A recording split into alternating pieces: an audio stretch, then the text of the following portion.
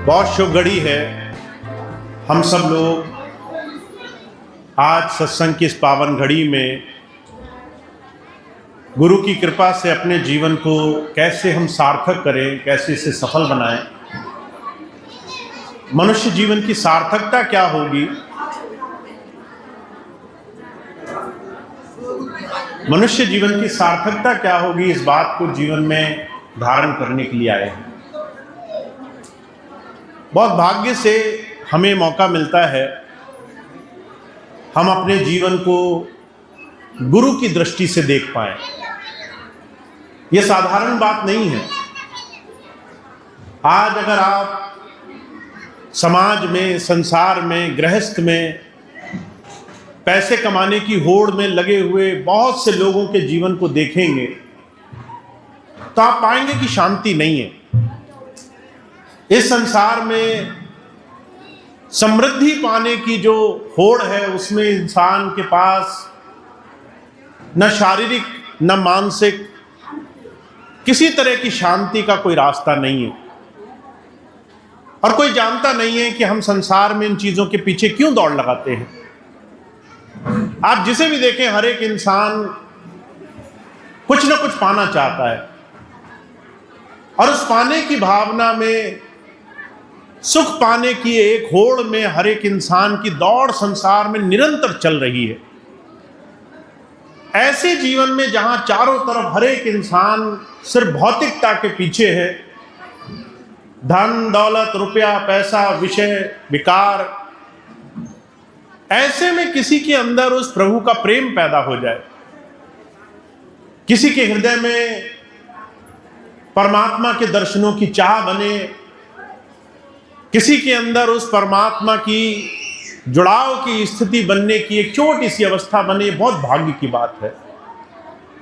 आप ऐसे ही गिने चुने बहुत प्रेमी भाई बहनों में से हैं जिन्हें अपने जीवन में ये बात समझ में आई है कि संसार की वस्तुएं एक तरफ हैं, प्रभु का प्रेम, उस प्रभु के लिए हमारे हृदय में जुड़ाव होना संसार में एक बहुत जरूरी चीज है। ऐसे समय में जब आपके अंदर प्रभु का प्रेम प्रकट होने लग जाता है तो हुजूर कहा करते थे, हमारी समझ, हमारी दृष्टि, हम संसार को कैसे देखेंगे, इसका बदलना भी बहुत जरूरी है। अभी कुछ दिन पहले मैं कुछ भाइयों से मिला, बहुत परेशान थे, दुखी थे, आए मेरे पास, कहने लगे, भैया जी क्या इस संसार में जो अच्छे काम करते हैं उन्हें बहुत दुख मिलते हैं क्या? हम अगर धर्म के रास्ते पर लग गए, अगर हम सच्चा जीवन जी रहे हैं, ईमानदारी से जी रहे हैं, तो क्या बहुत कष्ट मिलेंगे क्या? मैं देखता हूं बहुत कष्ट मिलते हैं लोगों को। और इस बात की दुविधा में वो बहुत परेशान थे। ऐसे हमारे और आपके जीवन में भी होता होगा। आपको भी लगता होगा हमने जीवन में एक अच्छा रास्ता चुना, अच्छे रास्ते में चलने में हमने हर रोज न जाने कितने संकट देखे, कभी शरीर से, कभी संसार के सुख से, दुख से। हम जो पाना चाहते हैं वो चीज हमारे हिसाब से नहीं बन रही। हम चाहते हैं जीवन थोड़ा सा सही रास्ते पे आ जाए, तरह तरह के संकट आ जाते हैं। हमारे और आपके मन में भी प्रश्न आता होगा। मैंने आपको वो बात आज बतानी है जो स्वामी जी हमेशा कहा करते थे। हम इस संसार को जिस दृष्टि से देख रहे हैं उस दृष्टि बड़ी भौतिक है। आप जब दुनिया को देखेंगे तो आपको इस संसार में हर एक इंसान अपनी शक्ति, अपनी ताकत से काम करता हुआ मालूम पड़ेगा। आपको लगेगा सामने वाले ने जानबूझकर मुझे कष्ट दिया, आपको लगेगा लोग मेरे खिलाफ हैं, आपको लगेगा मेरे शत्रु हैं, मेरे दुश्मन हैं, आपको लगेगा कि संसार में लोग अपनी बदनीयती से, अपने इस संसार में अपनी इच्छाओं से लोगों को सुख दुख देते हैं। पर स्वामी जी एक बात कहा करते थे, हम जब भी दुनिया को इस चमड़े की आंखों से देखेंगे, मन बुद्धि से समझने की कोशिश करेंगे तो हमें लगेगा इस संसार में सुख और दुख इंसान की इच्छा, इंसान की ताकत, इंसान की मन स्थिति से बनता है। पर यह बहुत बड़ी भूल है। इस संसार में जो कुछ भी हो रहा है उसमें से ज्यादातर इस संसार में इंसान के कर्मों का प्रताप है। का कर्म प्रधान विश्व रचि राखा, जो जस कीन तास फल चाखा। तुम किसी को भी देख लो संसार में, अगर किसी का शुभ कर्म उदय हो गया, वो इस संसार में चाहे लाख कोशिश करे कि मेरे हाथ से किसी का भला ना हो, वह फिर भी किसी का भला करेगा। अगर किसी का पाप कर्म उदय हो गया, पिछले जन्मों के पाप कर्म उदय हो गए, तो उसे संसार में न चाहते हुए भी कष्टों का भोग भोगना पड़ेगा। और इस कर्म विधान से संसार में कोई नहीं बचा। भगवान राम आए, उन्होंने भी संसार में जब शरीर लेकर जन्म लिया तो उन्हें भी संसार में कुछ ऐसे कर्म करने पड़े जिस कर्म का विधान वो भी नहीं टाल सके। वो भी संसार में जब शरीर लेकर आए तो उस संसार में कर्म भोग में उन्हें मर्यादा निभानी पड़ी। जब उन्होंने सुग्रीव और बाली दो भाइयों का युद्ध हो रहा था तो सुग्रीव का साथ दिया और बाली को छल से छुप करके उसको मारा। जब बाली मरने लगा तो उसने भगवान राम से पूछा कि हे प्रभु, तुम तो मर्यादा पुरुषोत्तम हो, तुम तो परमात्मा का रूप हो, तुमने मुझे छल से क्यों मारा? तुमने जो ये काम किया इसका क्या तुम्हें कर्म भोग नहीं भोगना पड़ेगा? तो भगवान राम कहने लगे, इस काल जगत की, इस माया जगत की एक बड़ी भारी विडंबना है। सबको अपना कर्म निभाना पड़ता है। अगर तुमने इस संसार में जन्म लिया तो तुम्हारे शुभ और अशुभ कर्म, पिछले जन्मों के अनगिनत कर्मों का भंडार है, जिसको मर्यादा समझ करके हर एक इंसान को पूरा करना ही पड़ेगा। और इस कर्म का विधान यह है, अगर तुमने किसी को कष्ट दिया तो वो कष्ट उस काल के खाते से खाली नहीं जाएगा। तुमने अगर किसी का दिल दुखाया तो वो कष्ट भोगना पड़ेगा। तुमने अगर किसी का हक मारा, छल किया, कपट किया, चोरी करी, शारीरिक कष्ट दिया, तुमने अगर इस संसार में कोई भी कर्म अपने स्वार्थ में निहित होकर किया है, वो कर्म खाली नहीं जाएगा। वो कर्म तुम्हारे लेखे में लिख दिया जाएगा और उस लेखे को पूरा किए बगैर संसार से छुटकारा नहीं है।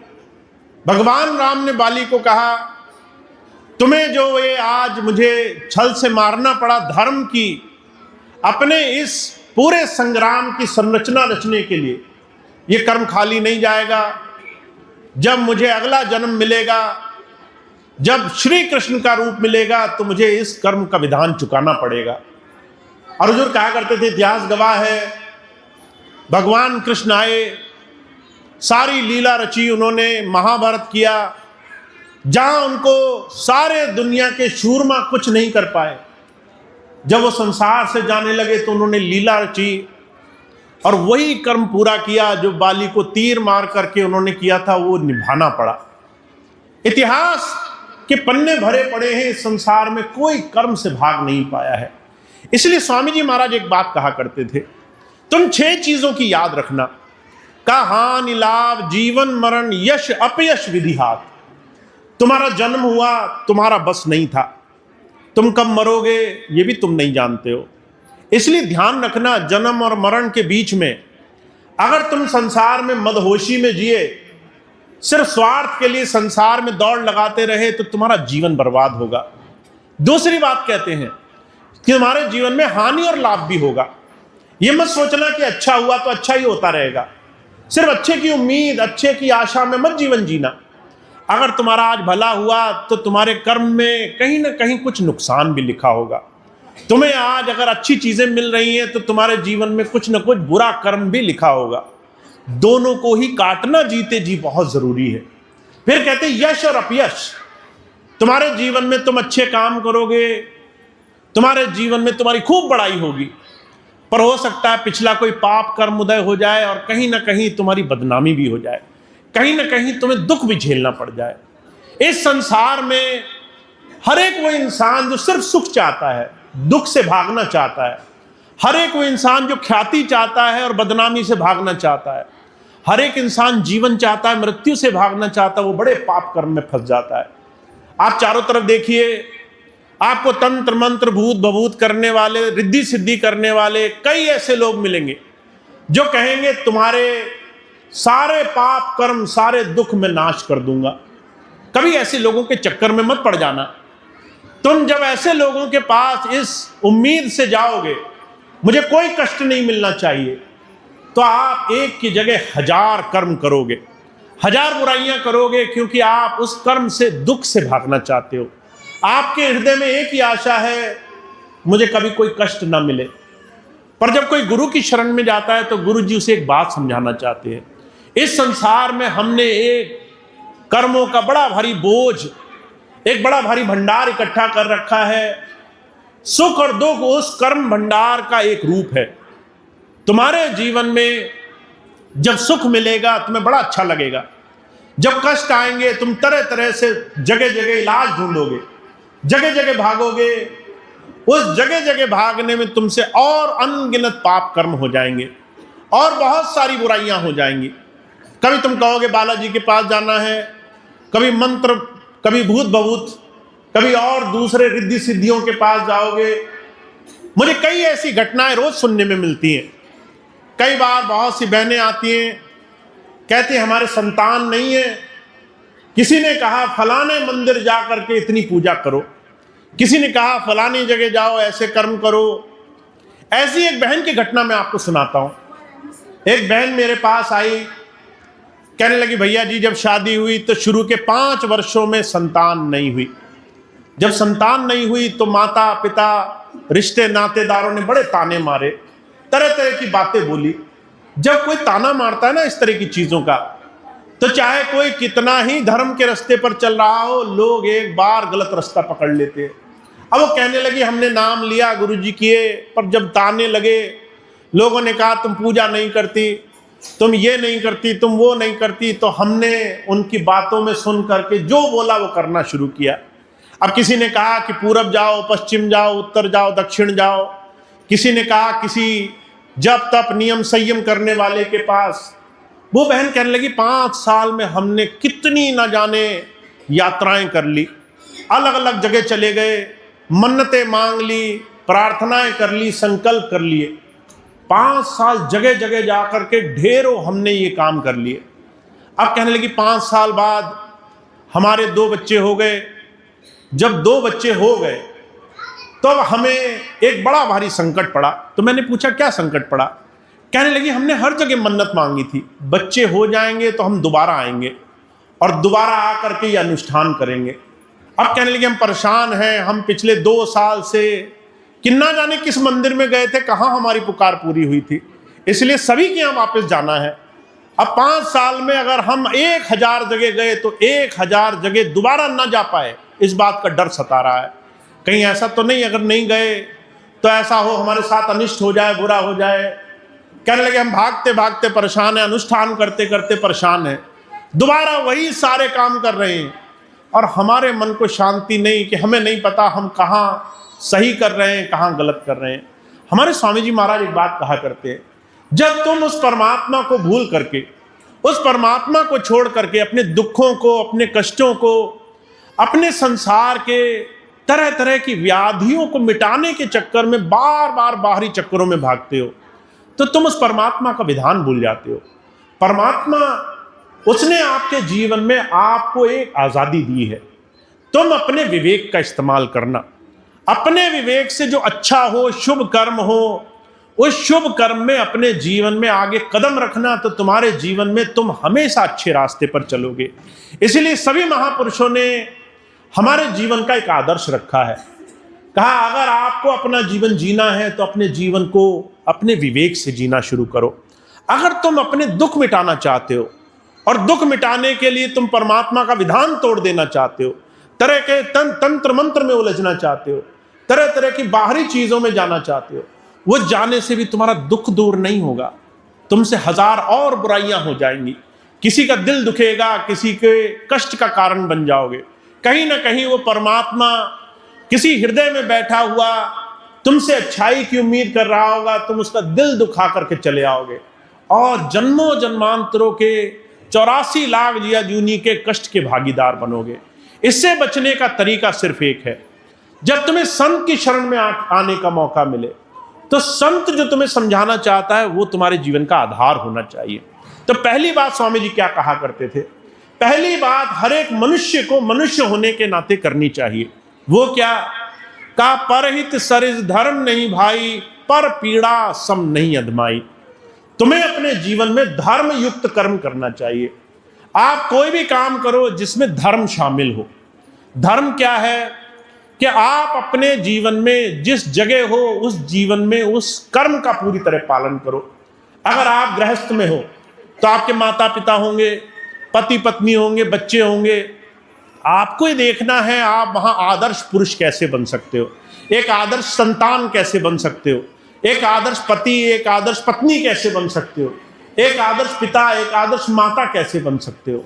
आपका स्वधर्म ये कहता है कि जीवन में अच्छे कर्म करना, ऐसे कर्म करना जिसमें किसी के दुख का कारण न बन जाओ। तो गोस्वामी जी एक बात कहते हैं अगर तुमने किसी का हित कर दिया, जाने अनजाने किसी का भला कर दिया, वो परमात्मा को सबसे बड़ी सेवा है। अगर परमात्मा तुम्हारे जीवन में तुम्हें दूसरे की सेवा करता हुआ पा लेगा तो तुम्हारे जीवन में सारे काम करने के लिए राजी हो जाएगा। तुमने देखा कोई दरिद्र है, कोई गरीब है, जरूरतमंद है, कोई भूखा है, किसी को संसार में जरूरत है, उसको अगर तुम किसी भी तरीके से थोड़ा सा भी भला कर सकते हो सकता है पैसा ना हो तुम्हारे पास, कम से कम मीठी वाणी बोल सकते हो सकता है कोई तुम्हारे पास दर्जा ना हो किसी सहयोग करने का, कम से कम किसी के साथ थोड़ा समय बिता सकते हो, किसी की थोड़ी भलाई करने की भावना रख सकते हो। तो गोस्वामी जी कहते हैं परहित करने से अच्छा कोई धर्म नहीं है। तुम किसी इंसान की मदद करो। स्वार्थ के लिए तो सब जीते हैं, अपना घर भरने के लिए तो सब जीते हैं, पर जो कहा करते थे अगर तुम किसी दूसरे का हित करोगे संसार में तो उससे बड़ा अच्छा कोई संसार में धर्म नहीं माना गया। मैं आपको एक छोटी सी घटना सुनाता हूं। हम कई बार अपने जीवन में 24 घंटे यही सोचते हैं कि कैसे हमें कुछ प्राप्त हो। अपेक्षाएं हमारे जीवन का आदर्श बनी हुई हैं। अभी कुछ दिन पहले का जिक्र है, एक बहन आई, कहने लगी भैया जी शादी हो गई। जब शादी हो गई तो मैंने देखा पति मेरी बात नहीं मानता, माता की ज्यादा सुनता है। अब ये बात मुझे बड़ी खटकती है कि मैं तो शादी करके दूसरे घर आ गई पर पति मेरे हिसाब से नहीं चलता। ये जो अपेक्षाएं होती है ना, उम्मीद कि हर चीज हमारे हिसाब से हो, इसमें बड़ा कष्ट मिलता है इंसान को। अब वो माता बड़ी दुखी, कहने लगी पति अच्छा तो है पर जो है मेरी नहीं सुनता, मेरे हिसाब से नहीं चलता, मैं बड़ी दुखी हूं। मैंने उससे एक बात कही जो मैं आपको विनम्र अनुरोध करना चाहता हूं। हम सब लोग संसार में चाहते हैं हमारे हिसाब से जीवन चले, हमारे हिसाब से सब कुछ हो तो ये सुख कहलाएगा। पर ये जो अपेक्षाएं हैं, इन अपेक्षाओं में बड़ा कष्ट है। स्वामी जी महाराज कहा करते थे 5 तरह की व्याधियां बताई गई हैं, काम, क्रोध, लोभ, मोह और अहंकार। सबसे पहले काम को रखा गया, कहा काम काम हर कोई कहे, काम न जाने कोई, जेती मन की कामना काम कहा बेसोए। तुम खाली बैठे हो, मन में इच्छाएं उपजने लगे कि मेरे हिसाब से लोग चलें। अब ये काम वासनाएं तुम्हें जीवन में शांति से नहीं बैठने देंगी। हमारे स्वामी जी कहते हैं अगर तुम्हारी इच्छा पूरी हो गई तो और लालच पैदा हो जाएगा। तुम्हें लगेगा अच्छा पति ने ये बात तो मान ली, 2 और मान लेता तो अच्छा होता, 4 और मान लेता तो अच्छा होता। एक इच्छा पूरी हो जाए और आप उस इच्छा के बाद रुक कर दिखाओ तो मेरी बात झुटला देना। आपकी एक इच्छा पूरी होगी और 1000 और पैदा होंगी। स्वामी जी कहते हैं काम अगर बन जाए तो लालच पैदा होता है, मोह और आसक्ति पैदा होती है, हम बंधन में बनते हैं। और अगर तुम्हारी इच्छा पूरी ना हो तो क्रोध पैदा होता है, तुम्हारी बात ना पूरी हो तो मन में गुस्सा आता है। कई बार तुम गुस्से को कह पाओगे, कई बार ज्वालामुखी की तरह अंदर ही भरोगे और तब तक इंतजार करोगे जब वो फटे और सब जगह त्राहिमाम हो जाए। तो हुजूर कहा करते थे तुम्हारे जीवन में ये काम, इच्छाएं, स्वार्थ, मेरा काम बने, मैं अपने हिसाब से जीवन जीऊं, ये अपेक्षा हमें संसार में बड़ा कष्ट दे रही है। अब इस अपेक्षा से हम हर रोज जीवन जी रहे हैं। आप जब सुबह उठेंगे तो मन में सिर्फ ये ख्याल रहेगा आज मुझे क्या मिले। हमारे स्वामी जी महाराज कहते हैं हालत तो यहां तक हो गई, हर एक इंसान को देखो वो शिकायत करता हुआ पाया जाएगा, मेरा ये काम नहीं बना, मेरा वो काम नहीं बना। मैंने कई बार देखा लोग स्वामी जी के पास जाते थे और हर एक आदमी 100 में से 99 लोग ये कहते थे, स्वामी जी मैं बड़ा दुखी हूं। क्यों दुखी हूं? मेरी इच्छाएं नहीं पूरी हो रही, मेरा काम नहीं बन रहा। स्वामी जी कहा करते थे, हम 24 घंटे क्या हमें मिलेगा, इसी में हमारा ध्यान लगा रहता है। अगर हम इस संसार को सही दृष्टि से देखना सीख जाएं तो संत हमें कुछ समझाना चाहता है। मैं आपको 2 दिन पहले की घटना सुनाता हूं। अभी हरिद्वार में मैं गया तो हमारे रजनी केयर फाउंडेशन एक ट्रस्ट है जिससे हम सेवा करते हैं, कोई गरीब, कोई ज़रूरतमंद, कोई असहाय, किसी को हम कुछ दे सकें। तो हरिद्वार के हमारे सेवादार भाई बहनों ने एक सेवा कार्यक्रम रखा। अनाथ एक आश्रम है, अनाथ आश्रम, वहां जा करके कुछ बच्चों के साथ थोड़ा समय बिताया। उनको उनकी ज़रूरत का, बसंत पंचमी आ रही है तो उनके लिए कुछ कपड़े, कुछ फल फूल, कुछ व्यवस्था करी कि बच्चों के साथ थोड़ा समय गुजारे। जब मैं वहां गया तो मैंने देखा 40 बच्चे, छोटे उम्र से लेकर के और बीए बीएससी करते हुए 18, 19, 20 साल तक के बच्चे, बड़े अच्छे अच्छे बच्चे मैंने देखे। उन्होंने प्रार्थनाएं गाई, बहुत सुंदर सुंदर कार्यक्रम किया। तो मैंने देखा कि कुछ बच्चे ऐसे हैं जो शरीर से स्वस्थ नहीं है, लंगड़ा के चल रहे हैं, जो हकलाते हैं, जो स्वस्थ नहीं है, और कुछ बहुत स्वस्थ हैं। तो मैंने पूछा कि ये बच्चे ऐसे कैसे हैं, कोई स्वस्थ है कोई स्वस्थ नहीं है। तो उनकी जो टीचर थी, अध्यापिका, उन्होंने कहा भैया जी ये समाज के मारे हुए बच्चे हैं। समाज में सिर्फ बेटियों का स्कूल था। कहने लगी जितनी भी बेटियां हैं 5 साल से लेकर के और 20-22 साल तक की, ये सारी बेटियां उस समाज से आई हैं जो समाज सिर्फ स्वार्थ चाहता है, जो सिर्फ अपना भरना चाहता है। कहने लगी ये इन बच्चियों को छोड़ा गया है। मैंने कहा खुल के बताइए। वो कहने लगी अगर किसी के घर में बेटी हो गई, बेटी नहीं चाहिए, तो वो आ करके गंगा जी की नदी पे, गंगा जी के किनारे छोड़ गया, किसी आश्रम के दरवाजे पर छोड़ गया। ऐसी मैंने कुछ घटनाएं सुनी तो मेरा हृदय भर गया। कहने लगी एक 5 साल की बच्ची को एक आश्रम के दरवाजे पर, जहां खूब कटीली झाड़ी थी, वहां कोई छोड़ गया रात के अंधेरे में। बच्चा छोटा था, उसने करवट ली, आंख पूरी कांटे से भर गई, उसे खून निकलने लगा। किसी ने देखा तो उस आश्रम में छोड़ गया। पहले उन्हें बच्चों का इलाज कराना पड़ा। आंखों का इलाज कराते कराते ये एक आंख पूरी खराब हो गई, पर वो बच्चा, उसका पालन पोषण कर रहे थे। कहने लगे हमें बस इस बात की खुशी है, इस बच्चे की जान बच गई। वो कहने लगी एक दूसरा बच्चा जो 5 दिन का था, उसे कोई बेटी 5 दिन की, उसे कोई छोड़ गया आश्रम के दरवाजे पे, ये कह के कि कितनी बेटियां पालें, बेटियों में क्या है, बेटियों का पालन करके क्या करेंगे। वहां 5 दिन की एक बेटी छोड़ गया, और जब वो छोड़ कर गया तो 5 दिन की बेटी को वो आश्रम वाले उस स्कूल में दे गए और कहने लगे इसका पालन पोषण आप करिए। तो वो अध्यापिका कहने लगी 5 दिन के बच्चे को हम कैसे संभालेंगे। कोई बच्चा साल का हो, 2 साल का हो, उसको संभालना आसान है। माता पिता तो होते नहीं ऐसे स्कूलों में, सिर्फ दाई है, सिर्फ देखभाल करने वाली है। 5 दिन के बच्चे को कैसे संभालेगी। उन्होंने कहा अगर आप संभालते हैं संभाल लीजिए, वरना इसको गंगा जी में प्रवाहित कर दीजिए। जब ये बात बोली तो वो कहने लगी हम थर-थर कांप गए। हमने कहा हे प्रभु कैसी परीक्षा है। ऐसे चारों तरफ संसार में बहुत से बच्चे जिन्हें किसी ने कम उम्र में शादी करने के लिए, किसी ने मार पीट के, किसी ने ऐसे बहुत सारे प्रकरण में, ऐसे 40 बच्चे वहां थे। 40 बेटियों के उस आश्रम में वो बच्चों को पढ़ा रहे थे, उनको कोशिश कर रहे थे उनको आजीविका मिले, कोशिश कर रहे थे उनको अच्छा भविष्य मिले। जब मैंने आधा 1 घंटा बैठकर उनकी बात सुनी तो दिल, हृदय वो उनकी बात सुन सुन करके भर गया। ये सोच करके हम संसार में शिकायत करते करते जी रहे हैं, परमात्मा हमें दे नहीं रहा, परमात्मा हमारा घर नहीं भर रहा। इस संसार में ऐसे हजारों लोग हैं जो दुखी हैं, जो दरिद्र हैं, जो कष्ट में हैं, जिनके माँ बाप नहीं हैं। हुजूर कहा करते थे तुम तब तक संसार में आगे नहीं बढ़ोगे जब तक उस प्रभु की इस दया मेहर को सीख नहीं जाते, जब तक तुम्हें ये नहीं समझ में आता कि परमात्मा तुम्हें संसार में दूसरों की सेवा कराना चाहता है, दूसरे को देना सिखाना चाहता है। तुम जब तक दूसरे को दोगे नहीं तब तक वो परमात्मा तुम्हें कैसे देगा। तब तक तुम्हें कैसे सुख प्रदान करेगा।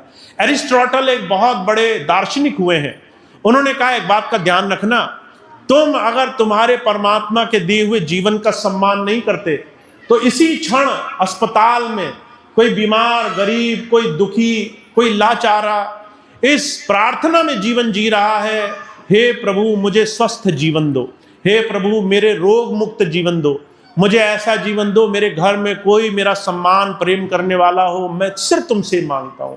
एरिस्टोटल कहा करते थे तुम्हें बहुत कुछ दिया है परमात्मा ने, 2 हाथ दिए, 2 पैर दिए, तुम्हें जो है चैन की रोटी दी, तुम्हें सांस दी, तुम्हें माता पिता दिए, घर में पति पत्नी बच्चे दिए, तुम्हें सम्मान करने वाले लोग दिए, तुम्हें प्रेम करने वाला कोई है, तुम घर से बाहर निकलते हो कोई राह देखता है तुम्हारी कि तुम घर वापस आओगे तो कोई तुम्हारे साथ 2 घड़ी बातें करेगा। इतना सब देने के बाद भी तुम्हारा अगर यकीन नहीं है तो संसार में उस प्रभु की दया तुम नहीं समझ पा रहे। तो हुजूर एक ही बात कहा करते थे, भरोसा करना शुरू करो। कहा मुर्दे को प्रभु देत है, कपड़ा लकड़ा आग, जिंदा नर चिंता करें ताके बड़े अभाग। कभी किसी मरते हुए आदमी को देखना, अगर कोई मर गया है ना तो भी उसकी अंत्येष्टि करने कोई आ जाएगा, कोई उसको लकड़ी दे देगा, कोई उसको वो जो है अग्नि दे देगा, कोई उसका अंतिम संस्कार करा देगा। कौन कराता है? वो प्रभु ही कराता है। तो हुजूर कहा करते थे कि संसार में मुर्दे तक का तो इंतजाम प्रभु ने कर रखा है। हम और आप अगर चिंताओं में जीते रहे, अगर सिर्फ अपना अपना सोचते रहे, तो इस संसार में हम ये नहीं समझ पाएंगे कि परमात्मा कितना दे रहा है हमें। तो आप और हम बहुत भाग्यशाली हैं। संत हमारी नजर बदलना चाहता है, कहता है भाई संसार में तुम अगर गरीब भी हो तो भी परमात्मा ने तुम्हें स्वस्थ शरीर दिया। अगर तुम स्वस्थ शरीर के मालिक हो, अगर तुम्हारे घर में 2 लोग हैं तो तुम बहुत कुछ कर सकते हो, बस देना शुरू करो, किसी के लिए थोड़ा सा सेवा करना शुरू करो, नजर बदलनी शुरू करो। तो संत हमें संसार में उस प्रभु के साथ जोड़ना चाहता है। और हुजूर कहा करते थे परमात्मा मंदिरों में नहीं है, परमात्मा तीर्थों में नहीं है, वो हम और आप जैसे बहुत से प्रेमियों के अंदर बैठ करके हमारे प्रेम का इंतजार कर रहा है। जिस दिन हम प्रेम से उसे पुकारेंगे, जिस दिन हम 2 घड़ी आंखें मूंद करके अपने मालिक को पुकारेंगे, जिस दिन उसकी याद करेंगे, सेवा करेंगे, उस दिन हमारे जीवन में वो प्रकट होने लग जाएगा। तो आप बहुत भाग्यशाली हैं, आपको जीवन में ऐसा सेवा का अवसर मिला है, ऐसा सत्संग का अवसर मिला है, ऐसा अपने जीवन में सच्चे दिल से उस प्रभु की याद करने का अवसर मिला है। तो आप और हम इस जीवन का लाभ तभी कमा सकते हैं जब हम एक चीज को गांठ बांध लें कि हमारे जीवन में जो सबसे बड़ा हमसे उपकार प्रभु कराना चाहता है वो ये कि किसी दूसरे की सेवा हो जाए, परहित कर लेना। और अगर परहित ना कर पाओ तो कहा पर पीड़ा सब नहीं अधमाई, दूसरे की पीड़ा का कारण न बनना, दूसरे को जानबूझ के कष्ट मत देना, किसी का दिल मत दुखाना, किसी को थोड़ी सी पीड़ा मत देना। अगर तुमने ये 2 चीजें शुरू कर दी तो जो कहा करते थे तुम्हारी सेवा तुम्हारे जीवन में उस प्रभु से मिलने का साधन बन जाएगी। तुम आंखें बंद करोगे, तुम्हारे अंदर विरह पैदा होगी, तुम्हारे अंदर प्रेम पैदा होगा। मीराबाई ने जब प्रभु को पाया तो प्रेम से पाया, सहजोबाई ने जब पाया, इंदुमती ने जब पाया, जब दुनिया के तरह तरह के संतों महापुरुषों ने पाया, तो उस प्रभु को दुनिया की प्रभुता से हट करके जब उन्होंने देना शुरू किया, सेवा करनी शुरू करी, जब उन्होंने प्रेम से उस प्रभु को याद किया, तब जीवन में प्रभु प्रकट हुआ है। तो आप और हम बहुत भाग्यशाली हैं, हमें संतों का सानिध्य मिला है। पर संत का सानिध्य हमारे अंदर प्रेम प्रकट करने वाला है। महाराज जी कहा करते थे अगर तुम्हें तुम्हारे गुरु के साथ 2 घड़ी बैठने का मौका मिल गया तो तुम्हारे अंदर सेवा और प्रेम की भावना आ जानी चाहिए। तुम्हारे अंदर ये भाव आ जाना चाहिए आज मैं एक अच्छा काम करने के बाद ही इस दिन को समाप्त करूंगा। तो मैं एक ही चीज कहता हूं, आप गुरु भक्ति तब करोगे जब संकल्प लोगे, जब आप व्रत धारण करोगे। आप बहुत से व्रत रखते हैं ना, सोमवार का व्रत रखा, मंगल बुध बृहस्पति, एकादशी का व्रत रखा, करवा चौथ का व्रत रखा। व्रत संकल्प से जुड़ा होता है। अगर आप कभी किसी ऐसी बहन को देखें जो करवा चौथ का व्रत रखे और आप उससे कहें कि भाई तुमने करवा चौथ का व्रत रखा, पति की उम्र तो वैसे ही बढ़ जाएगी, तुम भोजन कर लो, तो वो आपके 1000 कहने पे भी मानेगी नहीं। वो कहेगी नहीं भाई हमने संकल्प लिया है, हम आज ये संकल्प नहीं तोड़ेंगे, एक ही दिन की तो बात है, हम संकल्प पूरा करेंगे।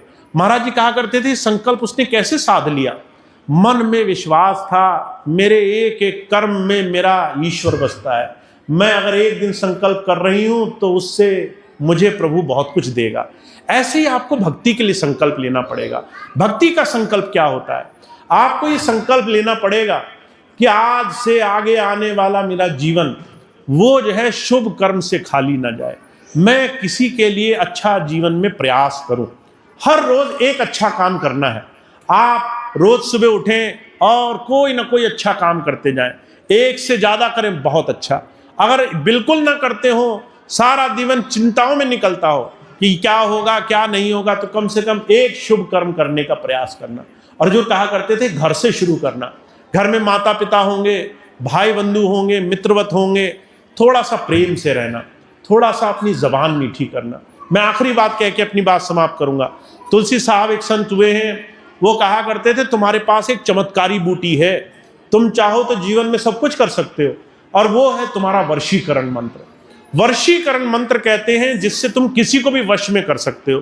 कोई सामने आए और तुम्हारी बात माने बगैर जा ही ना जा सके, ऐसा तुम्हारे पास वशीकरण मंत्र है।